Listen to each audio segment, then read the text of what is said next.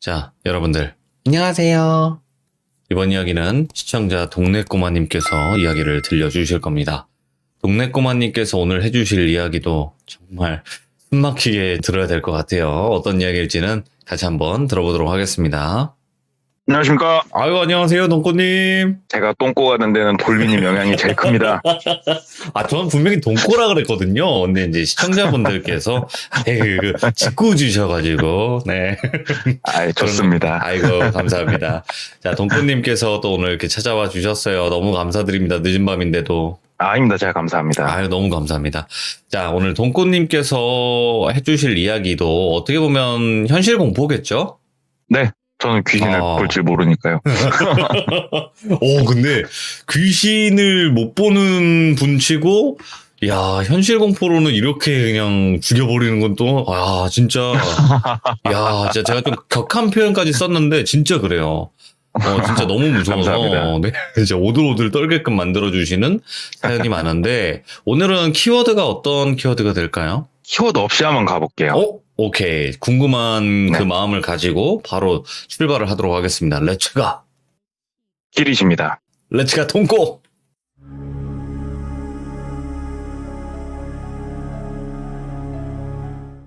오늘 왜 제가 키워드를 말씀을 안 드리고 얘기를 하려고 하냐면, 어떻게 보면 시들무에서 많이 나왔던 주제이기도 하고 또 주변에서 많이 들어봤던 얘기일 수도 있어요. 그래서 한번 키워드는 말씀을 너무 김새니까 안 드리고 한번 해볼게요. 이 이야기 같은 경우에는 정확히 2014년도에 일어난 일이고, 지금 제가 살고 있는 여긴 지방도시라서 서울 경기 지방은 한 시와 그 옆에 시가 규모도 크고 거리가 좀 있지만, 이런 지방도시는 좀 거리도 가깝고 또 지역 사이다 보니까 서로 알아요. 그래서 제가 지금 소속해 있는 시 바로 옆에 붙어 있는 그 시에서 일어난 일인데, 거기도 영업사원이니까 이 영업사원분이 일을 하고 있었어요. 당직이어가지고 매장에 앉아가지고 또 핸드폰 쳐다보고 있었겠죠. 근데 손님이 한 분 들어오셔서 일어나서 인사를 하는데, 보통 당직을 쓰게 되면은 가족 단위로 오시는 분, 친구, 연인, 이렇게 남성 혼자분 오시는 경우는 참 많은데, 여성 혼자 오시는 경우는 생각보다 굉장히 드물어요. 네. 저도 몇 번 없긴 한데 여성 혼자서 매장에 오신 거예요. 그러면 저도 마찬가지지만 여성분이 혼자 오셨을 때는 계약으로 성사될 가능성이 생각보다 굉장히 높아요. 왜냐하면 그만큼 필요하니까 혼자 오신 거라고 이렇게 생각이 되니까, 이분도 그 정도 경험은 있으시니까 일어나서 정중하게 인사를 드리고 차에 대해서 설명을 드리고 이제 상담실로 이동을 해서 이런저런 얘기 나누면서 차에 대해서 얘기를 나누는데, 20대 후반의 여성분이신데 작은 농담에도 굉장히 잘 웃어주시고 또 내용에 대해서 설명을 하면은 궁금한 점들도 많이 질문도 해주시고, 이런 분들이 보통 차량을 구매를 하시거든요. 그래서 열과 성을 다해서 이제 상담을 쭉 드렸더니 흔쾌히 계약까지 허락을 이렇게 해주시더래요. 그래서 계약서를 작성을 하고 계약금 입금을 받고, 차량은 한 3주 정도 걸릴 것 같습니다. 3주 정도 걸릴 것 같으니까 한 보름 후에 할부 진행할 거 그때 조에 들어가고 제가 그때 한번 더 연락을 드리겠습니다 하고 여성분을 보낸 거예요, 이분이. 근데 여성분이 가고 저희는 흔하게 있는 일이니까 이제 별 생각 없이 보름 정도가 흐르고, 할부랑 현금 들어야 되는 부분에서 집행을 해야 되니까 전화를 드린 거예요. 할부 신용조회를 좀 들어가겠습니다. 그랬더니 네, 알겠습니다. 그래서 할부사 직원한테 신용조회 의뢰를 했더니 문제는 없고 서류만 몇 가지 좀 챙겨달라고 이렇게 부탁을 해서 문자로 필요 서류가 뭐뭐뭐가 있고 이걸 좀 부탁드리겠습니다 하니까는 다 내일 준비를 해놓을게요 이렇게 답장이 왔대요. 그래서 그러면 내일 매장으로 한번 방문을 주시겠습니까? 아니면은 제가 선생님 계신 곳으로 찾아뵐까요? 이렇게 여쭤봤더니 그러지 마시고 점심 식사를 같이 하시는 건 어떠세요? 이렇게 물어보시더래요. 그래서 이분 같은 경우는 나이가 30대 중반이셨거든요.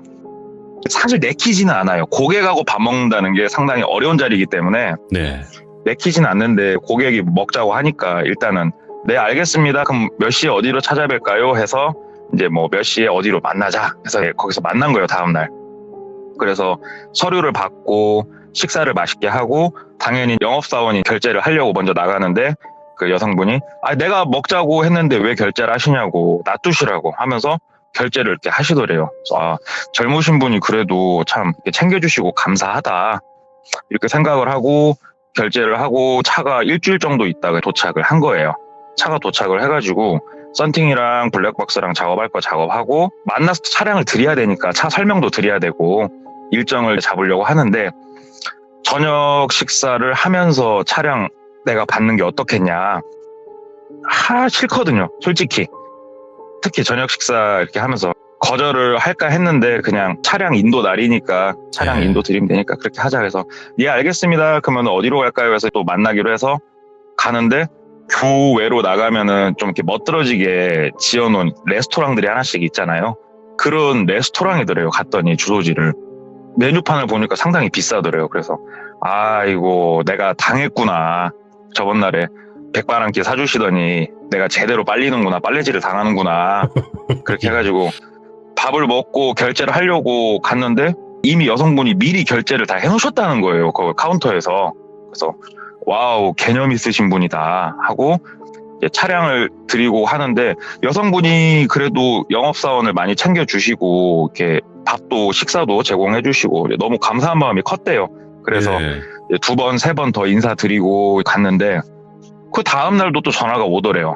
근데 전화 내용이 조금 특이해지는 게 차를 뭐 쓰는데 뭐 이거 어떻게 작동해요 이런 류의 전화가 아니고 오늘은 뭐 계약이 좀 있으셨어요? 오늘은 뭐 식사는 맛있게 하셨어요?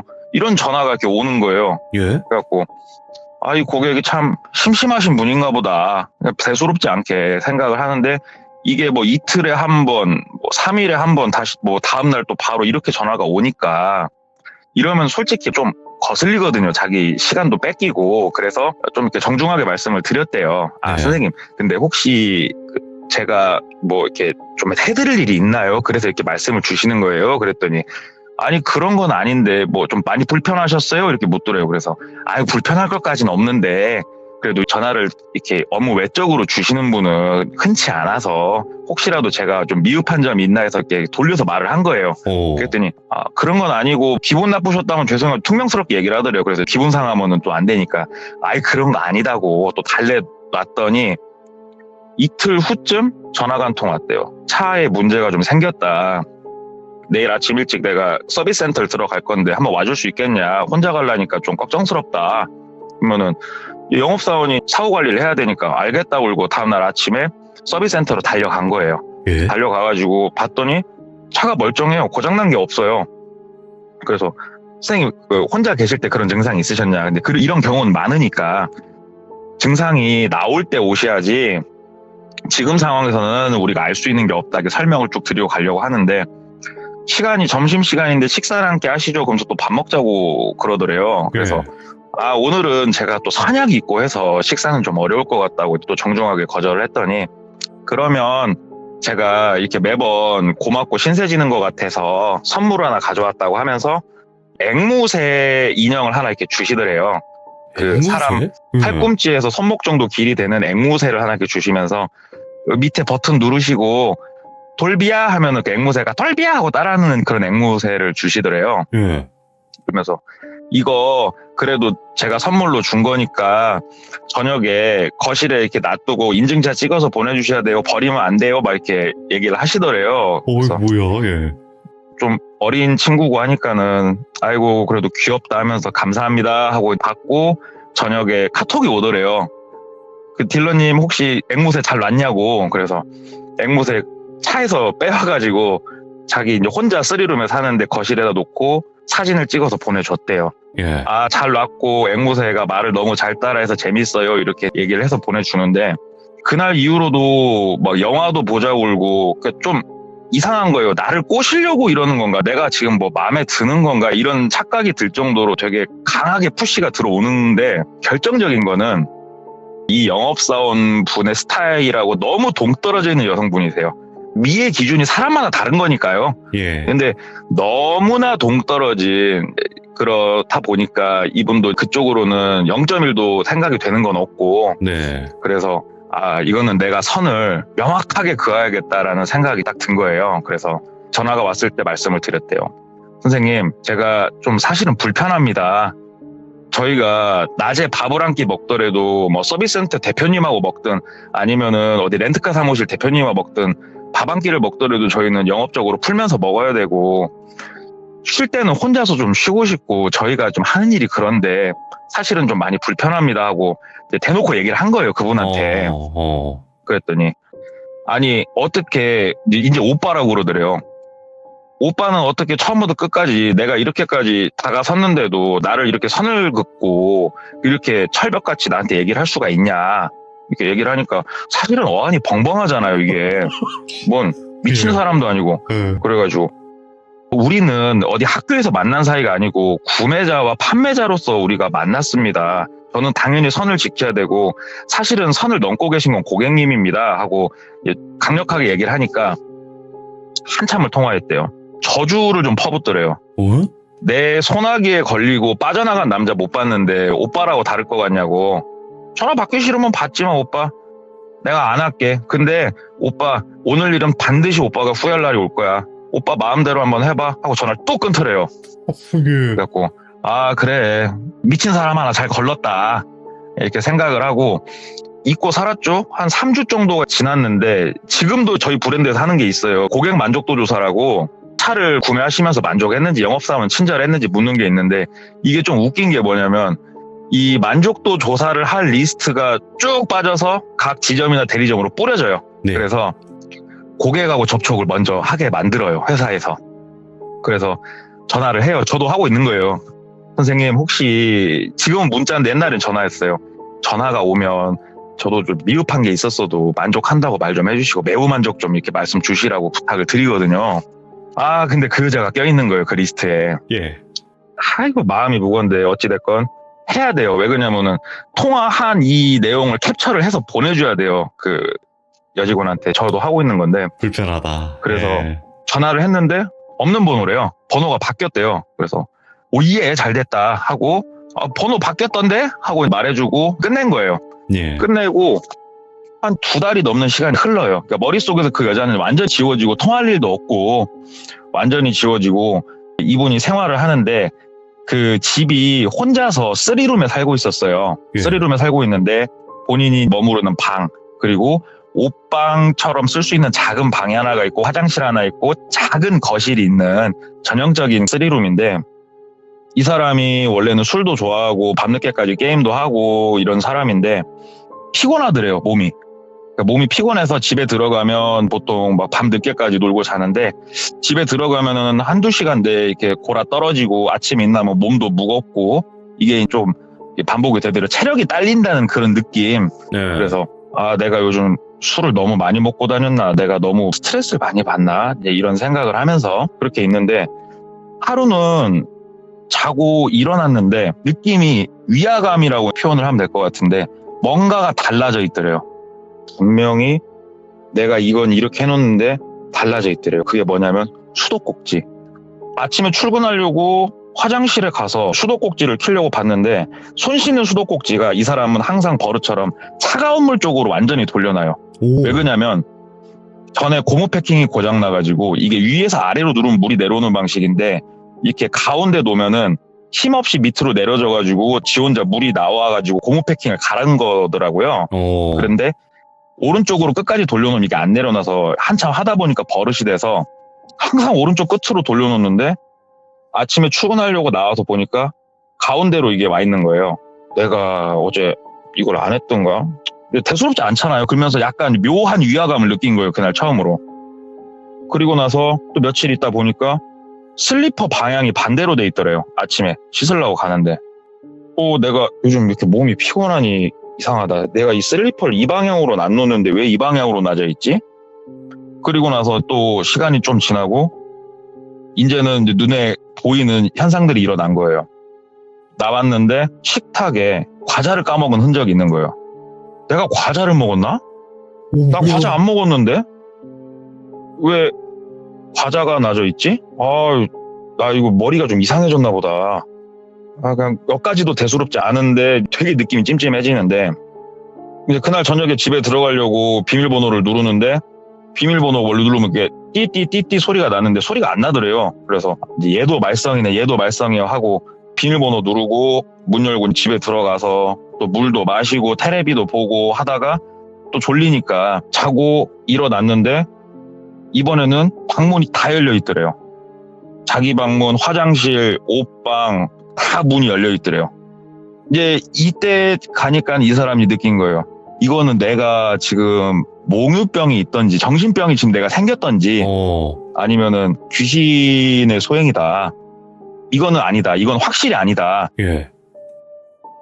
그러면서 무서운데 또 그날 돌아오는 저녁에는 또 아무 일도 일어나지도 않고 또 잊혀질만 하면은 냄비가 갑자기 가스레인지에 올라가 있다든가 아침에 자고 있나니까 예. 이 그런 현상이 반복이 되다가 임팩트가 치는 사건이 벌어진 게 방문을 닫고 자는데 아침에 일어나가지고 방문을 여는데 문을 딱 밀자마자 텅 하고 뭐가 하나 걸리더래요. 예. 그래서 뭐야 하고 나가서 봤더니 식칼이 방문 앞에 놔져 있던 거예요. 예. 그러니까 방문을 여니까 식칼이 방문에 딱 걸리면서 바깥으로 밀린 거예요. 예. 근데 생각을 한번 해보세요. 내가 놀 수 없어요. 이 식칼은. 그렇죠. 몽유병에 걸렸더라도 구조상 할 수가 없는 구조예요. 예. 그래서 현관문을 봤는데 비밀번호랑 이런 거는 작동도 멀쩡하게 하고 바깥에 창문 쪽으로는 들어오기가 힘든 구조였대요. 3층이긴 했지만 네. 창문 밖으로는 옆에 건물도 없었고 빵 뚫려 있었고 길가여가지고 누가 타고 넘어온다는 것도 힘든 구조였고 옆집하고도 간격도 멀었고 그러면은 누가 침입하기도 힘든데 침입을 했다 손 치더라도 아무것도 이렇게 건들지도 않고 귀신인가? 그러니까. 이 생각이 들더래요. 그래가지고 무서워가지고 아침에 씻지도 않고 그냥 추리닝에 쓰리빠 신고 매장으로 일단 간 거예요. 그래서 사람들이 너 꼬라지가 그게 뭐냐고 막 뭐라고 하니까 그게 아니고 내 말 좀 들어보라고 하면서 그동안 있었던 일을 쭉 설명을 한 거예요. 예. 내가 이해가 안 된다. 처음엔 내가 이제 몽유병이 좀 생긴 줄 알았는데 그게 아닌 것 같다. 상식적으로 식칼이 거기에 놔져 있을 수는 없는 거 아니냐. 그랬더니 사람들이 듣고 보니까 네 말이 맞는 것 같다. 그러면서 친하게 지낸 영업사원 2명이 한 3일 정도 그 집에서 같이 머물러 주기로 했대요. 이제 부탁도 했고 나 혼자 너무 무섭다. 니네 집 가서 자면 안 되냐 이렇게 따지니까 얼씨구나 술판도 버릴 수 있겠다 싶어가지고 그 집에서 2명이 자기로 하고 2명이 그날 저녁부터 그 집에서 술도 먹고 고스톱도 치고 TV도 보고 놀면서 생활을 한 거예요. 한 3일 정도를. 예. 아무 일도 안 일어나더래요. 전혀 아무 일도 안 일어나고 너무 멀쩡하니까 너 꿈꾼 거 아니냐고 그렇게 물을 정도니까 진짜 아니다고 그랬더니 앞으로는 지각할 것 같으면 거짓말 하지 마. 그러면서 친하게 지낸 영업사원들이 이제 철수를 하고 혼자 남았는데 생각을 좀 했대요. 아, 내가 착각을 했나? 진짜인가? 어떻게 3일 동안 아무 일도 안 일어날 수가 있지? 이렇게 3일 동안 안 일어난 적은 없는데. 그래, 한번 자보자. 그래서 이제 잤대요. 잠을 딱 자는데 사람이 그 맨발로 장판 같은 데 걸어가면 쩍쩍 붙는 소리 있죠. 예. 자는데 원래 이 사람이 자면 누가 업어가도 안 일어나는데 그 쩍쩍 소리가 들리더래요. 그래가지고 잠에서 이렇게 깼대요. 깨가지고 누구야 소리를 질렀대요. 그랬더니 쩍쩍 가다가 쩌쩌쩌쩌쩌 하면서 쑥 소리가 없어지더래요. 근데 무서우니까 방에서 못 나가고 좀 굳어 있다가 쓱 자기 방문을 열고 나와봤더니 아무도 없더래요. 야, 이건 귀신이다. 이건 100% 귀신이다. 왜냐면 현관문도 그대로 잠겨 있고. 그래가지고 다음날 그 영업사원들이 또 입사하고 뭐 말하기 좋아하는 우리 영업사원들이 또 무당집 하나씩은 알고 있을 거 아니에요. 또 수소문 해가지고 저희가 사는 동네에서 제일 용하다는 무당집을 소개를 받아가지고 이제 전화를 했는데 예. 이제 그런 데는 다 예약을 받는다고 그러더라고요. 예약을 하려니까는 한 달은 기다려야 된대요. 그래서 그 예약 받으시는 분한테 사정사정했대요. 그게 아니고 내가 집에서 이런 일이 있는데 나 무서워서 못 살 것 같다. 좀 한번 보게 하면 안 되냐 그랬더니 그러면은 전화를 주겠다고 그러고 내일 오라고 해서 갔대요. 예. 가가지고 이런 현상이 있는데 솔직히 모르겠다. 이거는 귀신 외에는 내가 설명이 안 되는데 어떻게 선생님이 한번 점사를 좀 봐달라 그랬더니 무당이 네 놈이 여기 들어올 때부터 네 놈 양 어깨에 타고 온 귀신이 몇 명인 줄 아냐고 하면서 막 호통을 치더래요. 뭐야? 아니, 그래서 그 아 진짜 귀신이었는갑다. 그러면서 딱 무당이 벌떡 일어나더래요. 자, 가자, 니네 집으로. 한번 보자, 꼴을. 굴더래요. 그래서 예. 집에 딱 갔더니 무당이 인상을 탁 쓰면서 여기는 사람이 살 터가 아니야. 이런 곳에 네가 살고 있으니까 그만 그 꼴을 사는 거 아니야? 막 화를 내더래요. 그래서 예. 졸지에 아이씨 뭐 어떻게 해야 되나. 무당 선생님 이거 어떻게 해야 돼요? 그랬더니 뭘 어떻게 해? 구대야지. 아, 구대야 돼요? 얼마? 그랬더니 한 1,500만 원 정도 이렇게 말씀을 주시더래요. 예. 그 순간 촉이 오는 거죠. 그래도 나름 우리가 영업사원인데 그쵸. 야, 너는 이 순간 나한테 영업을 하고 있구나. 1,500이 없어요, 선생님. 1,500 있으면 내가 아파트에 살죠. 근데 나 진짜 죽겠으니까 방법이 없냐고. 그랬더니 부적이라도 쓰라고 했대요. 예. 부적이 얼마냐고 했더니 300만 원을 말씀을 주시더래요. 그래서 진짜 300이 없는데 나 수중에 80만 원 딱 있는데 이걸 어떻게 안 되냐고.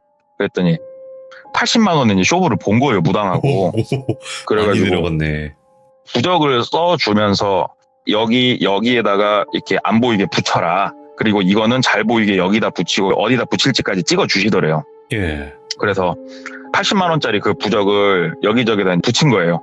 여기저기다 딱 붙이고 그래도 사람이 심리적으로 좀 묘한 게 그걸 붙이니까 마음이 조금은 놓이더래요. 예. 그래서 딱 아침에 이제 자고 일어났는데 아무것도 안 바뀌어 있더래요. 그래서 와, 효과가 있나 보다. 근데 하나가 딱 바뀌어 있더래요. 부적이 다 찢어져 있더래요. 부적만 딱 다 찢어져 있더래요. 예. 야, 이거는 진짜 귀신인가 보다. 이거는 진짜 귀신인가 보다. 진짜 무서워가지고 또 빤스바람으로 나가가지고 이번엔 친한 친구한테 간 거예요. 가가지고 그동안 설명을 쭉 한 거예요. 여기까지 내가 일이 일어났는데 나 이제 무서워서 내 집 못 들어가겠다. 나 니네 집에서 좀 살다가 나 집 옮겨 쓰겄다 말을 하니까 이제 그 친구가 공대 출신이기도 했고 네. 얘기를 하더래요. 네 얘기를 들어보니까 냄비가 가스레인지에 올라가 있고 식칼이 네 방문 앞에 놔져 있는 거잖아. 부적이 찢어져 있던 거잖아. 잘 생각해봐. 외력이 있으려면 뭔가 힘이 작용을 해야 돼. 이거는 귀신 아니야. 사람이지. 사람 아니고서는 옮길 수는 없는 거야. 야, 만약에 귀신이 있다 치자. 귀신이 식칼을 옮길 수 있다 치자. 너 그럼 그 귀신하고 쇼부 잘 쳐. 넌 전 세계 최고의 마술사가 될 수 있어. 얘기를 하더래요. 예. 근데 듣고 보니까 그 말이 맞더래요. 아무리 귀신이어도 식칼을 옮기고 이거는 말이 안 되는 거니까. 예. 그리고 발자국 소리도 들었었고.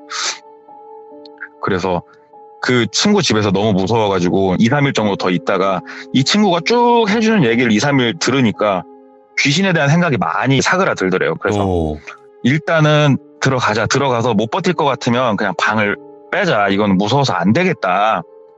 그래서 집 들어가서 또 물 마시고 놀다가 자고 일어났는데 아무것도 안 바뀌어 있는 거예요, 집이. 그래서 내 친구 말이 맞았구나. 그렇게 이틀, 3일, 일주일이 넘었는데 딱 그 다음날 이제는 마음이 많이 편해지니까 아침에 딱 눈을 떴는데 믿지 못할 광경이 펼쳐져 있는 거예요. 후라이팬에는 계란이 익어 있고 방문은 다 열려 있고 TV는 틀어져 있고 누군가 계란 후라이까지 해놔준 거예요, 이거를. 예. 이거는 귀신은 아니다 생각이 들더래요. 근데 외부에서 침입한 흔적은 없다. 그러면 내가 한 건가? 머릿속이 이제 완전히 꼬이는 거예요, 이 사람이. 일은 일대로 못하고 있고 이미 그때는. 그러다가 머릿속에 딱 생각이 스쳐간 게 블랙박스를 하나 설치를 하자. 그래서 집에다가 놓는 그 카메라 그런 거 있잖아요. 근데 14년도에는 지금처럼 흔하게 그런 시스템이 없었나 봐요. 그래서 견적을 냈더니 견적이 너무 비싸게 나오니까 자기가 거래하는 썬팅샵에 가가지고 그 밤에 제일 잘 보이는 블랙박스가 뭐냐고 물어봐가지고 이거라고 하니까 그러면 혹시 이거 공기계 굴러다니는 거 하나 없냐고 그랬더니 예. 그거 비싼 건데 굴러다니는 게 어딨냐고 멱살 잡고 흔들어가지고 하나를 빌려온 거예요. 블랙박스를. 그리고 블랙박스는 12V로 작동을 하니까 220V를 12V로 바꿔주는 그 선이 있거든요. 예. 그 끝에 시가잭으로 나와 있고 여기까지 다 해가지고 갖고 와서 그 거실에 TV 다이 뒤에다가 선 꽂고 시가잭에다가 그 만들어준 블랙박스 선 꽂을 수 있게끔 해서 꽂고 블랙박스를 셋톱박스 위에다가 되게 자연스럽게 올려놓은 거예요. 그냥 이야. 살짝 예. 올려두고 자기 네. 방 쪽이랑 다 보이게끔 올려두고 오늘 밤 자고 일어나면 답이 나오겠지 라는 드디어. 생각을 가지고 올려두고 잤는데 왜 사람이 그러잖아요. 이렇게 기다려지는 게 있으면 자다가 깨지잖아요, 사람이. 그날도 생각보다 졸음이 많이 와가지고 잠을 푹 자는데 아니야 다를까 되게 일찍 깨진 거예요, 잠이. 왜 그 블랙박스를 막 보고 싶다 이런 생각이 있으니까. 근데 잠에서 깼는데 그 쩌벅쩌벅 소리 있죠, 그 발 붙는 소리, 그 소리가 방 밖에서 나고 있더래요. 쩌벅 쩌벅. 근데 조용히 있어봤대요. 그냥 이번에는 누워서 가만히 있어봤대요. 그랬더니 방문이 싹 열리는 소리가 들리더래요. 그래서 실눈을 살짝 뜨고 이러고 있는데 어떤 여자가 시카를 들고 들어오고 있더래요, 자기 방을. 오, 예. 근데 저도 이렇게 생각을 했어요. 내가 그 상황이면은 벌떡 일어나가지고 제압을 해야 되는 게 맞는 거 아닌가. 근데 이 이야기를 제가 당사자한테 들은 건 아니에요. 왜 그러냐면 그분은 지금 이 일을 안 하고 있고 그 당시에 일했던 저희 회사 사람들은 모르는 사람이었어요, 이 이야기를. 얘기를 들어보니까 사람이 몸이 굳어서 못 움직였다고 이렇게 얘기를 들었어요. 예. 그러니까 누워 있으니까 움직이면 찔릴 것 같은 그 느낌. 그렇지. 자기 배 위쪽에다가 칼로 이렇게 배를 가르는 신용만 이렇게 하고 그 다음에 얼굴 쪽에다가도 여기 칼만 이렇게 대보고 이러는데 제가 그것까지 들으니까 못 움직이는 게 왜 못 움직이는지 알겠더라고요. 한참을 그러더니 다시 시카를 부엌에다 넣고 조용히 문을 열고 나가더래요. 현관문을 열고. 근데 이 사람이 이해가 안 되는 게 이 사람이 이런 노이로제를 겪다 보니까 현관 비밀번호를 하루에 한 번씩 바꿨거든요, 이 사람이.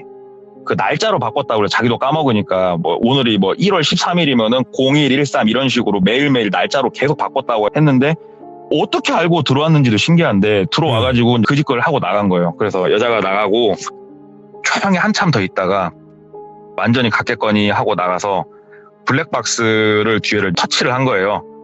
딱 누르니까 그 블랙박스가 밤에 이렇게 놨을 때는 모션 감지 기능이 있거든요. 모션 감지 녹화가 10건 이상이 감지되었습니다. 멘트가 나오는 거예요. 그래서 네. SD카드를 빼가지고 컴퓨터에서 영상들을 봤더니 현관문이 되게 자연스럽게 쓱 열리면서 여자가 자기 집처럼 싹 들어와가지고 여기저기 헤집고 다니고 칼을 꺼내서 자기 방에 들어와서 그 행위를 하고 나가 있는 게 고스란히 블랙박스에 찍혀 있는 거예요. 와, 증거다, 이거. 예. 옳았구나. 너 걸렸다. 그래서 그 길로 바로 경찰에 신고를 한 거예요. 경찰에 신고를 이제 하니까 경찰이 우리가 생각했을 때는 이런 신고를 하면은 아이고 선생님 그런 일이 있었습니까? 바로 저희가 요원을 출동시키겠습니다. 이럴 것 같잖아요. 근데 그게 아니고 예. 사건 접수를 하고 현장을 감식할 수 있는 감식반이 오고까지가 며칠이 걸린대요, 이게. 신고하면 이게 바로 오는 게 아니라? 그러니까 사람이 사단이 난 사건이 아니잖아요, 어떻게 보면. 예. 예, 그래서 한 이틀 정도 있다가 감식반이 와주셨대요. 그래가지고 요구를 했으니까 지문 채취랑 이런 걸 다 요구를 했으니까 그 원룸에 있는 1층에 있는 CCTV 그다음에 그 방에 있는 지문이랑 다 채취를 하고 이제 충분히 조사를 하고 시간이 흘러서 답이 나왔는데 생각하셨던 그 여성분이 맞아요. 그치, 손님. 그 손님 여성분이 그분이 맞는데 그분이 어디에 살고 있냐면은 이분 아랫집에 살고 있는 거예요. 바로 밑에 층에. 왜냐하면 차를 계약을 할 때 그 집 주소랑이 다 들어가는데 집이 옮겨진 거거든요. 예. 그래서 경찰 쪽에다 강력하게 얘기를 더 했대요.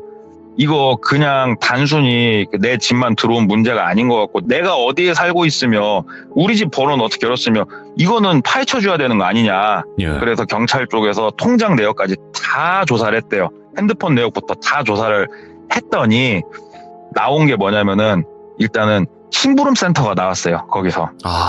심부름 센터. 예. 이 여성분이 그릇된 가치관을 가지고 이 남성을 어떻게 보면 소유를 하고 싶은 거예요. 그래서 스토킹을 한 거예요. 스토킹을 한 네. 건데 개인이 하기엔 한계가 존재를 하니까 심부름 센터에 의뢰를 해가지고 첫 번째 의뢰를 한 게 뭐였냐면은 이 사람이 어디에 사나를 알아봐 주세요. 이런 건 되게 간단하니까 예. 주소를 알려주니까 그 다음으로 요청한 거. 이 사람 집 비밀번호를 알아주세요. 그래서 심부름 센터에서 소방 관련 이렇게 천장에 붙어 있는 거 있잖아요. 몰래 카메라를 장착을 해가지고 비밀번호를 파악을 했다고 그러더라고요. 그래서 예. 이 여자가 그 다음에 요구한 거, 이 남자 집에 달려있는 비밀번호 키하고 똑같이 생긴 비밀번호 키를 하나 구해줘서 장착을 좀 해주세요. 예. 그리고 소리는 안 나게. 왜 그랬나 했냐면, 우리가 도어락을 설치를 하게 되면 비밀번호로 누르지만 마스터키 있죠? 그 자석처럼 생긴. 그러면 남자가 비밀번호 바꿔도 여자는 늘 열 수가 있는 거예요. 그러네. 그래서. 갑자기 비밀번호 키가 소리가 안 났다고 그러더라고요. 그래서. 예. 그리고 나서 요구한 게, 그 자취하는 사람들은 보통 생수를 많이 사다 먹거든요. 그러니까 예. 이 여자가 처음에는 집만 들락날락 하다가 생수가 있는 걸 발견하고 요구를 한 거예요. 저 생수에다 티 안 나게 수면제를 조금씩 섞어주면 안 되겠냐고 거기까지 요구를 한 거예요. 예. 그래서 거기는 생수랑 똑같이 생긴 생수를 구해서 심부름센터에서 작업을 해가지고 생수를 바꿔치기까지 해줬다고 그러더라고요. 우와. 근데 이 얘기를 들으면서 소름이 돋았던 건 뭐냐면 14년도, 13년도, 15년도 그 사이에 심부름센터가 엄청나게 기승을 부렸던 시기예요, 그때가. 예. 그래서 단속도 엄청나게 했었고 진짜 말도 안 되는 사주도 많이 했었고 그게 기승을 부리던 시기인데, 그러니까는 이 사람이 괜히 졸리고 몸이 힘이 없던 거예요. 근데 이 여자는 혹시라도 이 사람이 뭐 소리를 듣고 깰 수도 있으니까 수면제를 거기다 넣어달라고 부탁을 했던 거고, 그런데도 풀리지 않았던 미스테리가 뭐냐면 친구들이 왔을 때는 어떻게 알았을까, 이런 것들이 안 풀렸는데, 여기서도 되게 소름이 돋는 얘기가 뭐냐면은 예. 이 여자 집을 이제 수색을 했을 거 아니에요. 경찰 쪽에서도 수색을 했는데 박스 안에 인형이 8개가 들어가 있는 큰 박스가 발견이 된 건데, 네. 그 8개 인형이 뭐냐면 앵무새 인형이에요. 그 사람한테 선물을 했던 앵무새 인형. 예. 앵무새는 3마리 남아있고 그 박스가 넣을 수 있는 공간이 있는데 나머지 5개 공간은 비어있더래요. 근데 그 앵무새가 뭐냐면은 그 안에 쉽게 표현을 하자고 그러면 핸드폰이 하나 들어가 있는 거예요. 앵무새 안에. 아, 소리, 뭐, 화면 다 되겠구나. 화면은 안 되고 소리. 아, 소리만. 그래서 이 여자가 자기 집에서 코 고는 소리가 들리면 올라가는 거예요. 그래서 올라가서 앵무새도 충전기 꽂고 그렇게 활보를 하고 다닌 건데, 예. 여기까지만 하더라도 그냥 단순 스토킹 같잖아요. 근데 이 사람이 다행이라고 생각이 되는 건 뭐냐면은 그 여자 집에서 발견된 자료들이 되게 소름이 끼치는 게, 자료? 예. 사람을 미라로 만드는 법. 이런 자료들이 그 집에서 엄청나게 쏟아져 나오는 거예요. 헐. 사람을 미라로 만드는 법. 그래서 이 사람이 그 얘기를 듣고 생각을 해보니까 칼을 가지고 자기 배, 얼굴 이쪽에다 이렇게 막 긋고 한 이런 것들 있죠. 이렇게 대보고. 예. 그게 사람을 미라로 만드는 법에 나온, 그러니까 바로 만들 수는 없고 이렇게 빼낼 건 빼내고 또 봉합할 건 봉합하고 그렇게 사람을 미라로 만든다고 써있다고 그러더라고요. 야, 이건 아니다. 와. 그러니까는 이제 경찰 쪽에서도 얘기하기를 이렇게까지 자료가 나온 사건은 거의 없었고, 그 다음에 여성이 남성을 스토킹한 사례도 굉장히 적은데, 남성이 여성을 스토킹한 사례를 뭐 예를 들어보자면 예. 처음에는 이 사람을 사모하는 마음이 크지만 스토킹을 하면 할수록 분노가 커진대요. 굉장히. 이 사람을 내가 가질 수 없고 이 사람은 딴 데를 쳐다보고 있는 거에 대한 분노. 그래서 그 여자가 미라로 만들려고 했는지 아니면 분노의 마음이 커져서 그랬는지는 모르겠지만, 칼을 들고 왔다 갔다 이 시간이 좀 더 길어졌으면 무슨 사단이 나도 당신은 났을 수도 있겠다. 예. 그리고 그 여자 방에서 발견된 그 인형들 안에는 전부 다 그 핸드폰처럼 통신료를 매달 내고 그 소리를 내가 들을 수 있게 해놓은 장치들이 있는데 이미 5개가 비워져 있는 거 보니까 당신 말고도 피해자가 이 사람은 더 있을 수도 있겠다. 네. 그런 결론까지 내렸는데, 어찌됐건 이제 사건 접수가 완료가 되고 이 여성분 같은 경우에는 집행유예를 받았다고 얘기를 들었어요, 제가. 집행유예만? 남성이 여성을 스토킹한 거랑 여성이 남성을 스토킹한 거랑 법적 처벌이 달라요. 아, 그때 당시에는? 예, 제가 얘기를 들었을 때는 예. 여성이 남성을 스토킹한 사례는 거의 많지 않았고, 또 실제로 어떠한 상해가 이루어진 것도 아니었고 하기 때문에 저도 솔직히 이해는 안 가요. 이게 어떻게 집행유예인가 싶어요, 저도. 아니, 근데 근데- 이거 특수 주거 침입 그거 아닌가요? 맞죠? 네. 그것만 있어요. 심부름센터 4주까지 했는데요. 그러니까요. 근데 집행유예로 끝났다고 그러더라고요. 어찌됐건 이제 찜찜하긴 한데 누군지는 알았잖아요. 예. 이 사건의 원흉이 누군지 알았으니까 집은 이사를 했고, 근데 이사를 하면서도 이게 의미가 있나 싶더래요. 왜 그러냐면 심부름센터를 또 시키면 얼마든지 자기 집은 알 수가 있으니까. 근데 이거에 관련돼서 단순히 이야기가 아닌 실제로 제가 알고 있는 얘기를 해드리자고 하면, 예를 들어서 돌비님이 저희 매장에 한두 번 어쩌다 한 번씩 오시는 분이에요. 네. 그러면 제가 돈만 충분히 있다고 하면 이름, 주민번호, 집 주소 다 알아낼 수 있어요. 이거는 아마 우리 귀종님들 중에서도 잘 아시는 분들이 많을 거라고 생각을 해요. 이거는 해본 정말- 분들 있을 거라 생각해요. 저도 지금 10,000명이 넘으니까. 큰 돈 안 들여도 돼요. 그 정도는 큰 돈 안 들여도 돼요. 근데 오, 이 당사자가 유명인일수록 액수는 커지겠지만 네. 충분히 이거는 할 수 있는 일이거든요. 너무 네. 쉽게 그것도. 그래서 이사를 하긴 했지만 이게 의미가 있을까 하면서 또 당직 쓰고 일상으로 돌아왔는데, 마지막 남은 임팩트가 그거더라고요. 당직을 쓰고 있는데 예. 누군가 나를 쳐다보고 있으면 이렇게 느껴지는 그런 거 있잖아요.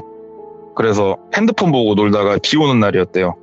이렇게 창밖을 봤더니 우산을 쓴 여성분이 길 건너서 이쪽을 쳐다보고 계시는데, 그 체형이며 뭐며 그 여자더래요.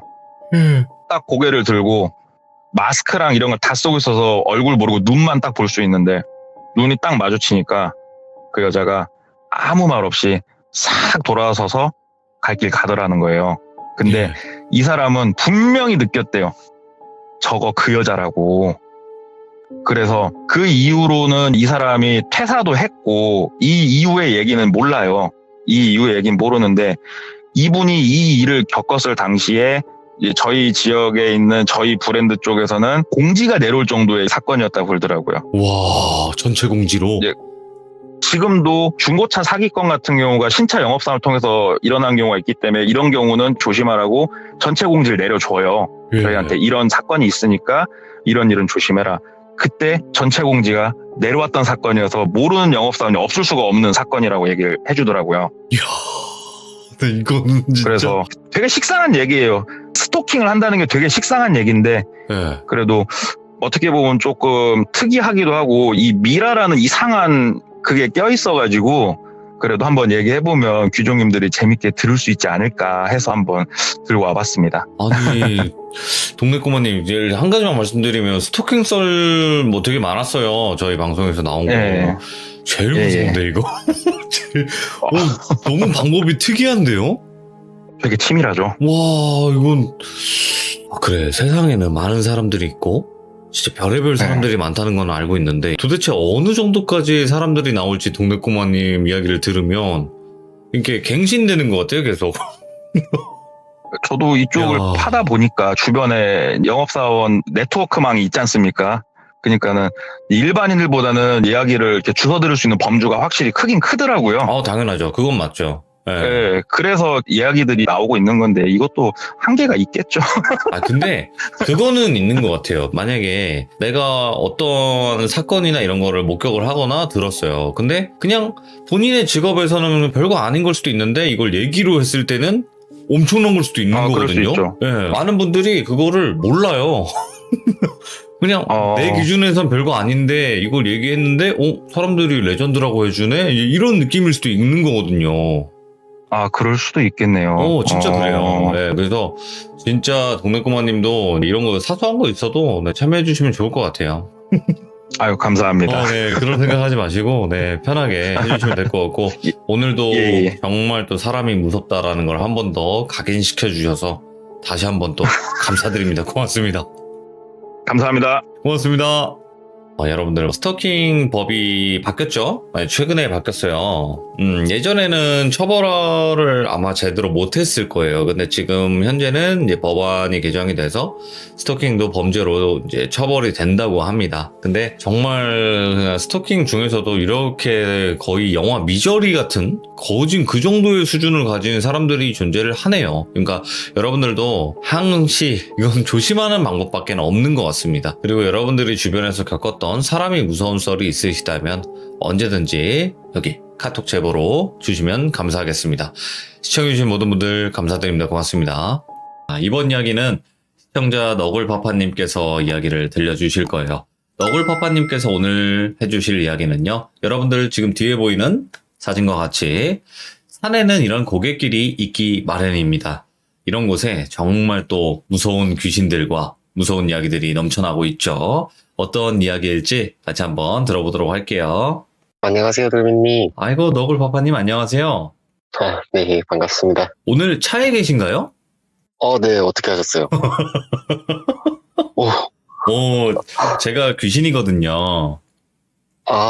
그리고 이제 돌벤져스 분들에게는 다 제가 네. 이렇게 보내놓은 그 CCTV들이 다 장착이 되어 있어요. 그래서 다 알고 있기 때문에 이거 봐. 안 봐도 훤해요. 귀신이시네, 정말. 예, 맞습니다. 네. 자, 오늘 너굴파파님 또 이렇게 이야기 들려주셔서 감사드리고, 오늘 해주실 이야기가 산 고갯길에 네. 관련된 이야기가 될 것 같아요. 네, 저와 제 친구 2명이서 동시에 귀신을 목격했던. 어디 길이었는지 세상으로. 기억나세요? 지역. 지역은 경남 거제도예요. 네, 근데 정확한 산의 이름도 모르겠고, 그냥 저희가 숙소 예약을 하고, 저희가 원래 거제도 토박이가 아니다 보니까 네네. 그냥 주소를 내비게이션을 찍고 가던 중에 겪은 일이거든요. 자, 그럼 출발하도록 할게요. 렛츠 고! 길이십니다. 렛츠 기릿!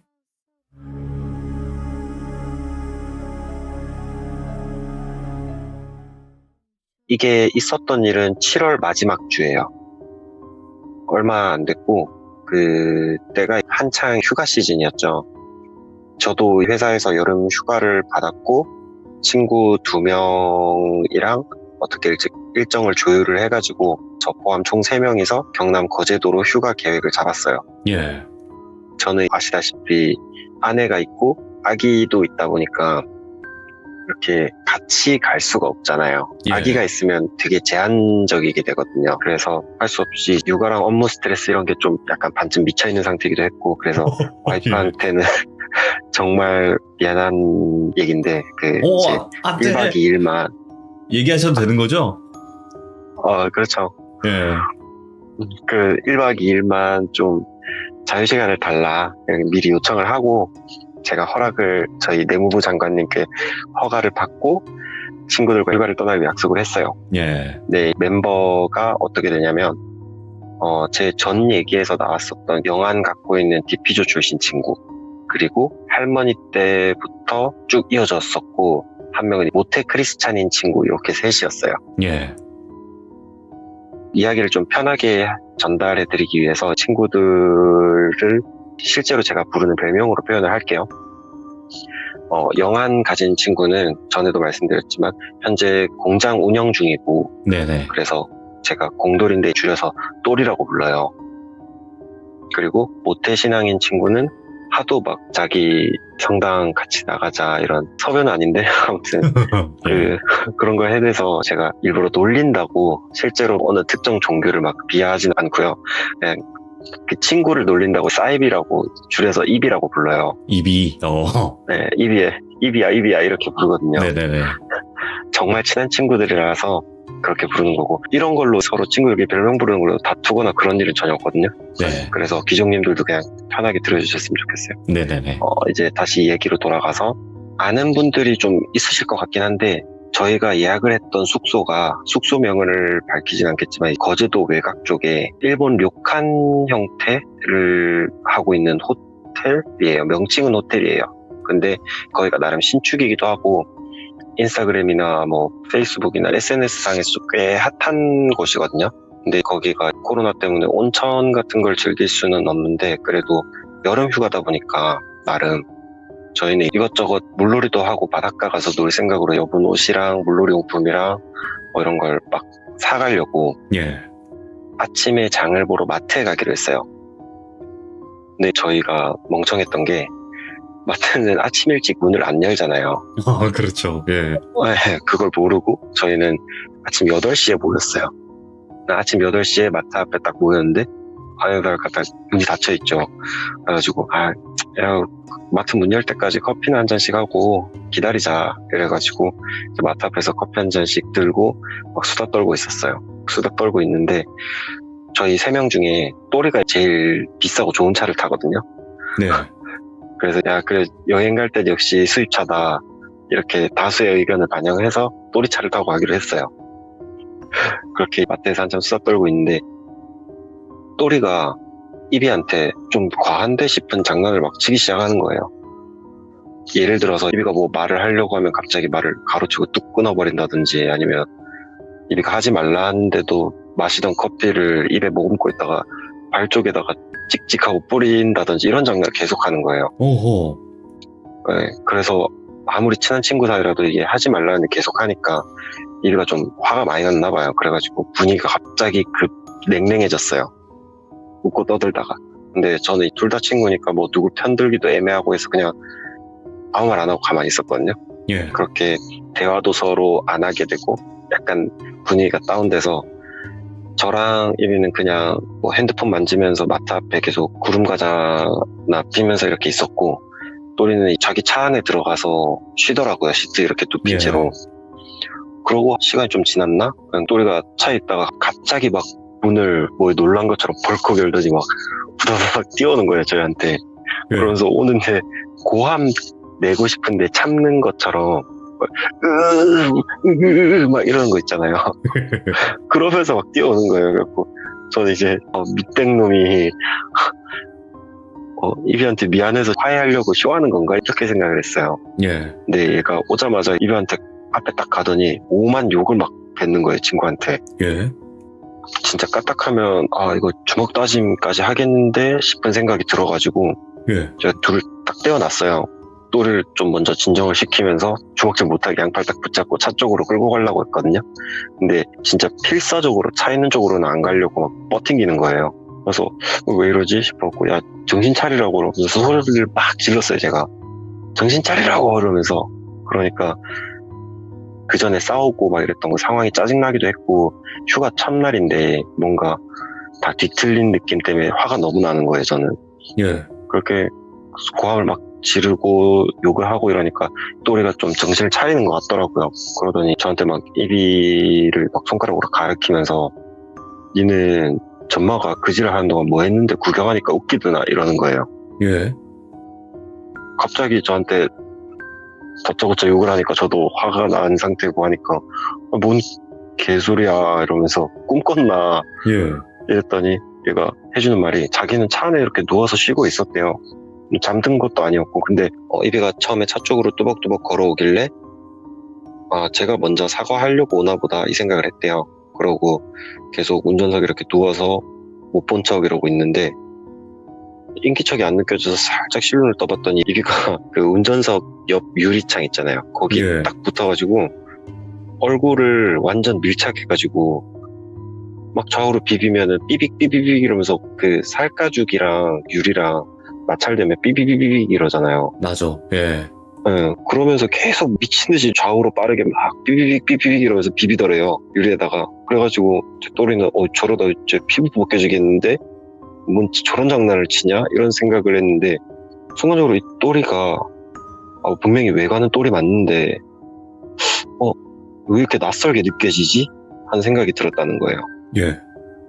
그 생각을 함과 동시에 나 차 문이 안 잠겨 있는데 이걸 깨달으면서 전마가 차 문을 열면 내를 해할 수도 있겠다 이런 생각이 들었대요.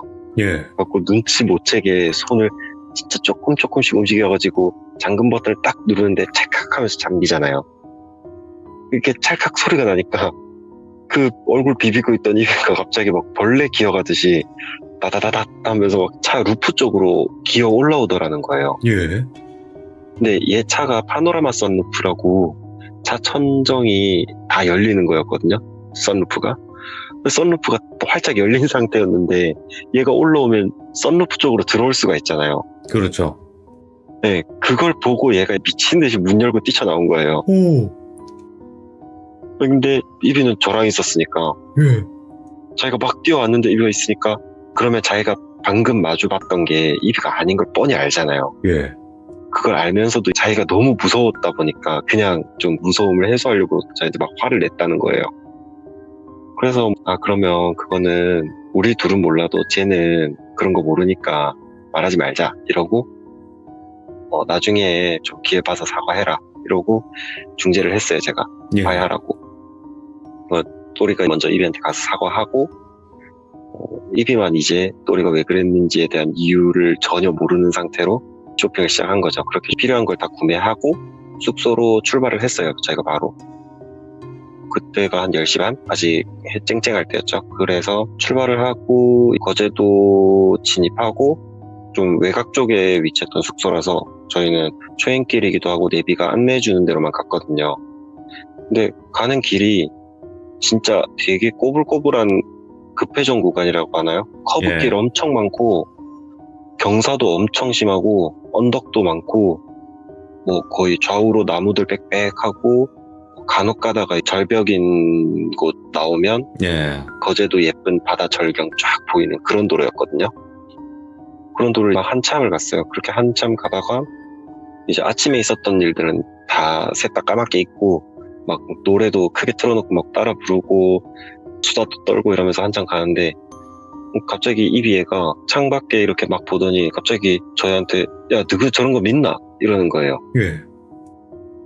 뭔 소린가 싶어가지고 이비가 보는 방향을 저는 쳐다봤어요. 쳐다보니까 도로에서 그렇게 멀리 안 떨어졌는데 나무 틈 사이로 숲속에 양산나무라고 해야 되나요?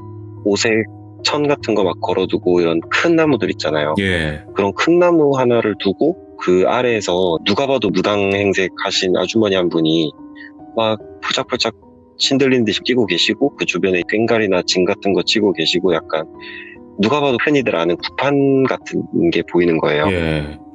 그럼 뭐 저런 데서 구슬하고 있냐 이러고 있어. 저는 신경을 안 썼는데 대답도 안 했어요. 그냥 걔가 묻는 거에 대답도 안 하고 그냥 가려고 하는데 또리가 야, 저 뭐냐 이러면서 차에서 나오던 음악을 딱 끈 거예요. 딱 끄니까 그 꽹과리 소리랑 징 소리가 진짜 크더라고요. 거리가 그렇게 멀진 않았어도 꽤 거리가 있었는데도 차 안에 그 소리가 막 다 울려 퍼질 정도로 막 엄청 크더라고요, 소리가. 예. 그래서 와, 진짜 저 소리가 한가운데서 저렇게 막 춤추고 있는 무당은 귀청 떨어지겠다 막 이런 얘기 하면서 막 갔어요. 그러다가 조금 지나서 제가 이비한테 나는 저런 거 맹신은 안 하는데 그래도 난 옛날에 도움받았던 게 있어가지고 부정은 안 한다 이랬어요. 예. 그러니까 이비가 또 막 잔소리를 하더라고요. 자기는 천주교 모태신앙이다 보니까 이렇게 막 그런 거 아니라고 다 잘못된 거라고 막 이런 식으로 막 얘기를 하더라고요. 그래서 예. 항상 하던 얘기니까 저는 한쪽으로 듣고 한쪽으로 흘리고 그러면서 또린 또 결말 안 하고 그렇게 막 한참을 갔는데 지나다가 이비가 갑자기 창문을 딱 열더니 평소에는 진짜 그런 친구 아니거든요. 저희한테는 뭐 그런 식으로 얘기를 해도 일부러 막 지나가는 사람한테 시비 걸거나 이런 친구 아니에요, 절대. 예. 근데 갑자기 아까 무당분들 굿하고 계셨던 굿한 방향 그쪽 방향에다가 대고 막 소리를 지르는 거예요. 욕도 하면서 막 귀신 같은 게 어딨노 사기꾼이잖아 이러면서 우리 뭐 말리고 자시고 할 틈도 없었거든요. 네. 순식간에 막 그래버린 거라서. 그래서 이미 차는 계속 가고 있지 그 자리는 벗어났지 그래가지고 별일 아닌 거라고 생각하고 저희도 그냥 다 웃으면서 하지 마라 이러고 그냥 창문을 닫았어요. 예. 창문 닫고 계속 가고 있었는데 내비 안내 따라서 가고 있는데 그렇게 한두 번 정도 오르막 내리막 이렇게 고개 지나고 숙소까지 대략 한 10분 정도 남았다고 내비 표시가 뜨더라고요. 네. 그래서 거의 다 가는구나 이러고 있는데 커브길이 너무 많아서 그랬는지 이비가 좀 멀미 난다고 잠깐만 차 좀 세우자 이러는 거예요. 그래서 아니 야 10분이면 도착하는데 창문 열고 좀 참아라 바람 쐬면 괜찮을 거다 이랬는데 지금 진짜 바로 나올 것 같다고 헛구역질을 막 하기 시작하는 거예요. 어허. 뭐 욱욱 이러면서 호흡질 하길래 지금 당장 세워야 되겠다 싶어가지고 야 또라 차 세워라 안 되겠다 이러니까 차를 갓길에 급하게 세우자마자 문 열고 딱 내려서 도로 옆 풀숲에다가 막 구터 하더라고요. 막. 예. 근데 저랑 또또 비위가 좀 약해요. 그래서 원래 친구니까 등 두드려주고 이래야 되는데 네네. 뭐 내리기도 솔직히 좀 귀찮고 그런 게 있어가지고 차에 있었거든요, 둘이. 네. 혼자서 해결하고 오겠지 이러고. 근데 한 10분가량 그렇게 갓길에 주차된 상태로 있는데 또리가 갑자기 비명을 지르는 거예요. 운전석에 있던 또리가 저기 저한테 야 빨리 입이 태워라 이러면서 소리를 막 지르는 거예요. 예. 빨리 입이 태우라고 이러면서 먹고 왜 이러니까 그냥 모르겠고 빨리 저 새끼 빨리 태워라 이러는 거예요. 그래서 제가 이제 알았다 하고 태우려고 문을 딱 열고 내렸는데 뒷좌석에 있었으니까 문을 딱 열고 내리면 뒤편을 보게 되잖아요. 차량 예. 뒤편을. 그 뒷방향을 보는데 저희가 지나왔던 그 길, 저희가 내리막이었거든요. 거기가 갓길 세운 곳이 내리막이었는데 지나왔던 그 산 쪽 위에서 거의 한 수백 정도? 한 수십 명 이 정도도 아니고 진짜 빽빽하게 한 수백 명 정도 돼 보이는 영가들이 오. 약간 영가들이 모여 있어서 그랬는지 붉은 구름, 붉은 안개 이런 거에 막 휩싸여가지고 우르르 내려오고 있는 거예요. 저희 쪽으로. 예. 저 보자마자 눈앞이 캄캄해지더라고요. 와 이거 뭐 이렇게 되나 제 해 쨍쨍한데 저런 게 보인다고 싶어가지고 야 큰일 났다 싶어갖고 이비를 겨우 목덜미 잡아다가 타라 빨리 타라 톤을 뭐 차 안에다 하든 일단 타라 이러고 차에 우겨놓고 네. 탔어요. 제가 타자마자 똘비가 미친 듯이 내려가더라고요. 그 내리막에다가 커브길 많지 그 험한 길을 거의 풀악셀을 밟아가면서 도망을 쳤어요. 네네. 그렇게 도망치다가 중간에 사실은 그 10분 거리 남았었다고 했잖아요, 숙소까지. 예. 근데 숙소로 들어가는 진입로가 있었는데 그 진입로로 들어가는 순간 잡힐 것 같은 거예요. 예. 똘비는 계속 그냥 밟은 거예요, 도망치려고. 숙소고 뭐고. 그래서 계속 한참을 달리는데 똘비가 룸미러로 쓱 한번 보더만 저한테 저 뭐고 저거 도대체 막 욕을 하면서 모발 이러면서 저기 뭐냐고 도대체 이러는 하는데 저도 뒤를 딱 쳐다봤는데 아까 그 수도 없이 많은 영가가 거리가 좀 멀어져야 되는데 예. 멀어지는 게 아니라 오히려 좁혀져 있더라고요. 아까보다 조금 더. 근데 얘들이 사지 멀쩡한 영가가 없어요. 다 막 뭐 팔이 없는 애도 있고 목 위로 없는 애도 있고 예. 다리 없는 애도 있고 뭐 구멍 난 애도 있고 막 그래갖고 저도 무서우니까 이비는 뭐 이미 거의 차 안에서 반쯤 쓰러져가지고 꼼짝도 안 하고 있고 예.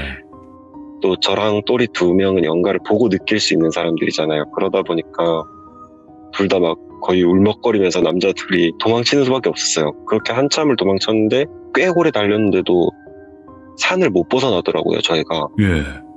운전하는 또리가 더 길게 느꼈겠지만 한참을 진짜 달린 것 같은데 이 정도면 산을 벗어나서 일반 국도나 아니면 그냥 일반 공도로가 나와야 되는데 그런 게 안 나오고 계속 산길이더라고요.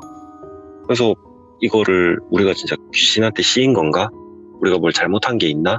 이런 생각을 막 저는 혼자 속으로 하고 있는데 또리가 한참 달리다가 야, 저건 사람이지 이러는 거예요. 저한테. 그래서 앞에서 보니까 아까 그 굿하시던 그 무당분이랑 똑같은 행색 하신 분이 저희 차 향해서 갓길에 서가지고 손을 막 흔들고 계시는 거예요. 예. 저희한테 차 세우라는 것처럼.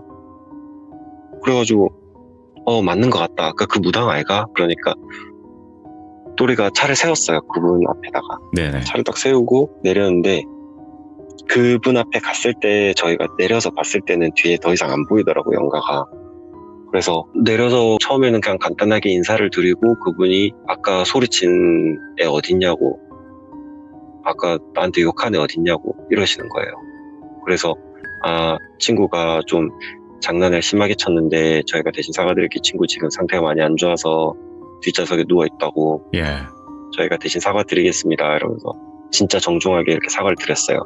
그러니까 그분이 저랑 또리한테 그래도 심성 나쁜 애는 아닌 거 아는데 그런 말이나 행동 항상 조심해서 해야지 좋은 친구들 뒀네 이러고 가시려는 거예요. 예. 근데 저희는 무섭잖아요. 그분이 가시고 나면 걔들이 또 쫓아올까 봐. 그렇지. 그래서 계속 말을 붙였어요. 제가 정말 이거 실례가 안 된다면 뭐 여쭤봐도 되겠냐고 그러면서 아까 혹시 굿하시는 것 같던데 어떤 거였냐고 여쭤보니까 그분 하시는 말씀이 거제도가 사실 그 포로 수용소가 있던 곳이에요. 예. 근데 그분의 윗대 어머님부터 거제 포로 수용소에서 좀 안타깝게 돌아가셨던 분들, 그런 분들이나 이렇게 뭐 길 잃은 영가들, 예. 이런 분들 천도제도 꾸준히 해왔고 영가들 한 달래는 그런 굿을 계속 꾸준히 해오셨었대요. 1년에 예. 한 번씩. 근데 그 굿을 하고 있는 건데 이거 그렇게 소리 지르고 가니까 이목이 거기 다 집중돼가지고 나 못하는데 그거 니네들 다 따라간 거 아니냐고 이러시는 거예요. 예. 그래가지고 그러냐고 혹시 가시고 나면 저희 계속 따라오진 않겠죠? 이렇게 말씀드렸더니 그런 건 아닐 거라고. 예. 뭐 나쁜 영가들도 아니고 그냥 니네가 소리 지르니까 궁금하고 호기심에 그냥 쫓아갔던 것 같은데 예. 근데 너희 둘은 신이 보이는가 보네? 이러시는 거예요. 예. 그래서 그냥 자세하게 설명해드리긴 어렵고 그냥 조금 보고 느끼는 정도라고. 그러니까 그래 그랬으니까 그렇게 열심히 도망쳤겠지 이러면서 네. 별일 없을 거니까 조심히 들어가라 이러시더라고요. 겨우겨우 숙소에 도착을 했는데 문제는 그 1위가 해가 지고 밤이 됐는데 정신을 못 차리는 거예요, 계속. 예. 그래서 얘가 아무리 참을미가 심해도 이렇게까지 오래 하나 싶을 정도로 되게 못 일어나더라고요. 계속 잠만 자고. 예. 그렇게 그날은 저랑 또리랑만 둘이서만 놀기도 좀 뭐하고 해서 그냥 지나갔어요. 네. 1박 2일 일정인데 첫날을 그렇게 버리면 둘째 날은 할 게 없잖아요. 그래가지고 물놀이도 못했고 계속 거의 하루 반나절을 귀신한테 쫓기다가 보냈고 너무 좀 짜증나기도 하고 이런 상태에서 다음날 아침 되니까 입이가 좀 정신을 차렸더라고요. 예. 막 말짱한 정도까지는 아니더라도 한 50%는 회복된 것 같아 보여가지고 왜 이렇게 못 일어났냐 하니까 예. 걔는 독실한 크리스찬이라 그랬잖아요. 근데 꿈에 하나님이 나왔대요. 자기 말로는. 근데 하나님이 진짜 거대한 십자가를 자기 가슴팍에다가 이렇게 살포시 내려놓으시고는 버리다 하고 가시더래요. 헐? 네. 예. 근데 분명히 자기 꿈에 나왔던 하나님은 그 거대한 십자가를 되게 가벼운 것처럼 이렇게 들고 오셨는데 자기 가슴팍에 딱 놓이는 순간 이게 진짜 수톤은 나갈 것 같은 돌덩이더래요. 그러니까 얘가 꼼짝을 못한 거예요. 거기에 눌려가지고. 그래서 거기서 벗어나고 싶어서 버둥거렸는데 거기서 그걸 밀어낼 수도 없고 움직일 수도 없고 이래서 자기는 계속 잠만 잤다는 거예요. 예. 꿈에서. 그걸 딱 듣고 나니까 또리랑 저랑 둘이서는 그 얘기를 했죠. 쟤는 독실한 크리스찬이라서 꿈에 하나님이 나오신 거고 하나님도 아시나 보다. 제가 잘못한 거 아시니까 나름 그분의 방식대로 쟤한테 벌을 주신 건가 보다. 네네. 우리는 우리대로 벌 받았고 쟤는 제대로 벌 받았고 일단은 그 정도에서 여행은 끝났어요. 이야. 진짜 아무것도 못 해보고. 예. 얼마 만에 또 간 여행인데. 허무하게 끝났죠 뭐. 근데 확실히 그건 있는 것 같아요. 그러니까 귀신들이 있는 장소나 아니면 어떤 장소든 뭐 그런 걸 떠나서 말을 함부로 한다거나 진짜 조심해야 돼요. 행동 조심 이런 거. 맞아요. 일이 꿈에 나왔다는 하나님도 그렇고 저희한테 조언해주신 그 무당분도 그렇고 결국은 같은 뜻을 전달하고 싶으셨던 것 같아요. 항상 돌빈이 말씀대로 말 조심하고 행동 조심하고 남한테 나쁜 말 하지 말고. 그게 참 쉽고도 어려운 건데, 그죠? 그쵸. 이게 사람이라는 게 이 입 때문에 또 망하고 성공하고 그러는 거잖아요. 그렇죠. 다 그러다 보니까 이게 항상 말 조심, 행동 조심을 해야 된다고 저도 생각을 하고 또 그런 교훈이 있었던 그런 이야기였던 것 같아요. 이야기 자체가. 네. 아이고 오늘 늦은 밤인데도 차에서 또 이렇게 이야기 해주셔가지고 감사드리고 이제 얼른 집에 들어가서 푹 주무세요. 알겠습니다. 내일도 출근이라. 육아도 하시고 또 직장도 다니시는데 항상 파이팅입니다. 네, 감사합니다. 대한민국 가장 파이팅! 늦은 밤까지 고생하셨어요. 기종님들도 편안한 밤 되십시오. 감사합니다. 네, 수고하세요. 일단 장소도 장소예요. 이런 고객길이기도 했고 말을 조금 함부로 해서 아마 그 주변에 연가들이 좀 또 뭐야 하면서 이렇게 또 보러 왔던 그런 상황이 아니었나 싶기도 하고 우리 모두 말과 행동 항상 조심하시길 바랍니다. 감사합니다. 고맙습니다.